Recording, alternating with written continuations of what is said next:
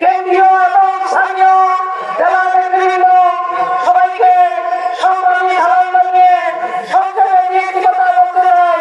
প্রধান নেতাকে বলতে চাই, সংগ্রামী উপস্থিতি, আমাদের দেশে বর্তমানে একজন লন্ডনী ব্যক্তি এসেছে।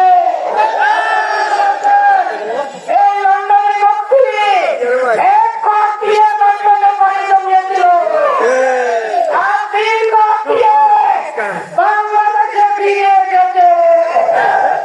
এক কোট হচ্ছে এই দল হচ্ছে সেই দল শেখ হাসিনা ভারতের সাথে যে সমস্ত চুক্তি করেছিল সেই সমস্ত চুক্তিকে নবায়ন করবে, ভারতের স্বার্থ রক্ষা করবে। দ্বিতীয়ত শেখ হাসিনা গান্ধী যত বছর অন্যায় জুলুম করেছে, হত্যাকাণ্ড ঘটিয়েছে, সকল কিছুর ব্যাপারে আওয়ামী লীগকে লাইসেন্স দিয়ে দিবে। আপনারা কি এই এত মানতে চান?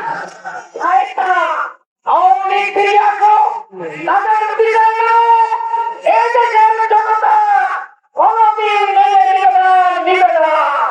উপতায় নয়, এই অতি ক্ষমতায় এসে বলবে তার ক্ষতি আছে, তাদের সাথে যে তারা ইসলাম মন্দিরের মডার্নকে সঙ্গীত করবে। আমরা বলতে চাই, আওয়ামী লীগ এবং ফ্যাসিস্ট ভারতীয় আতঙ্কবাদী শক্তিগুলো কেন্দ্রীয়ভাবে আজকেই সংগঠনের নেতা ভারতের আদিবাসী দল, এটা ভারতীয় আদিবাসী দল, তারা আওয়ামী লীগের পাশ্চাত্য সভাপতি। সুতরাং তাদেরকে এই লাইসেন্স দেওয়া যাবে না। আগামী নির্বাচনে জামাত ইসলামী সহ 11 দলকে ভোট দিয়ে এই লড়াইকে পুনর্বাস করে দিতে হবে।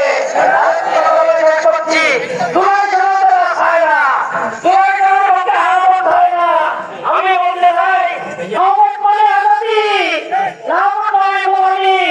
আমরা কি আজাদি চাই?